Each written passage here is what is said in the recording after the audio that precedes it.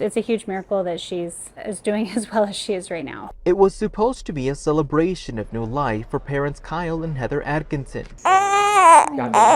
But instead, the day baby Grace was born turned into a frightening experience. It was scary, and I was constantly praying the whole time. On the morning of June 30th, Heather went into early labor. Based off of the contraction length and timing and all that stuff, the conclusion was like, hey, we're in early labor, we'll just stay at home for a little bit. But a few hours later, those contractions grew stronger and she eventually went into active labor. And by the time they started prepping their car to leave for the birthing center, it was too late. Baby Grace was arriving. So we were just on the phone with our midwife, basically talking through labor and delivery. And then her face popped out and she wasn't breathing, and that was when we called 911. So when we first got there, the baby was it was still blue.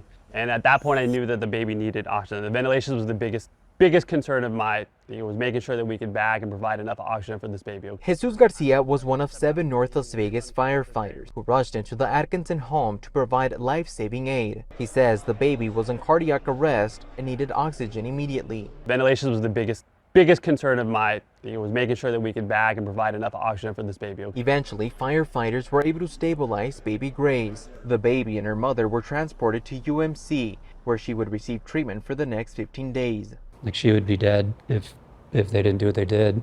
Holding your child in your arms as she's turning blue, like I was mentally preparing for her to die, and then they showed up and brought her back.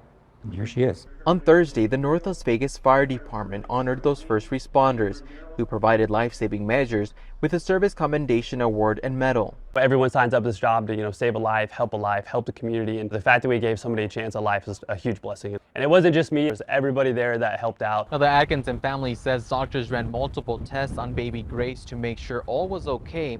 They said the results came back normal. For now, reporting near UMC, I'm Giovanni Carrillo.